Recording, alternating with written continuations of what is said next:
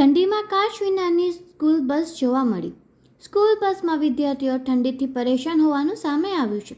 સામાન્ય રીતે ઉનાળામાં બસના કાચ ખુલ્લા રાખવામાં આવે છે. આજે સ્કૂલ બસમાં તો શિયાળાની ઠંડીમાં સ્કૂલ બસમાં પાછળના કાચ જ જોવા ન મળ્યું. મોરબી હળવદ રોડ ઉપર આ સ્કૂલ બસ પસાર થઈ રહી છે. મહર્ષિ ગુરુકુળ હળવદની સ્કૂલ બસ હોવાનું ધ્યાનમાં આવ્યું છે. વિદ્યાર્થીઓ ઠંડીમાં મુશ્કેલી અનુભવી રહ્યા છે, ત્યારે ઠંડીના કારણે વિદ્યાર્થીઓનું આરોગ્ય બગડે કે અકસ્માત થાય તો જવાબદાર કોણ? શું આવી સ્કૂલ બસ આરટીઓ કે પોલીસ ધ્યાનમાં નથી લેતી? પાછળના કાચ ન હોય તેમ છતાં સ્કૂલ બસમાં વિદ્યાર્થીઓને ભરવામાં આવે છે. સ્કૂલ સંચાલકોની બેદરકારી આંખ ઉડીને સામે આવી છે. સ્કૂલ બસમાં અચાનક જ બ્રેક લાગે તો પણ વિદ્યાર્થી પાછળથી પડી જાય એ રીતનું જોખમ આ સ્કૂલ બસમાં રહેલું છે.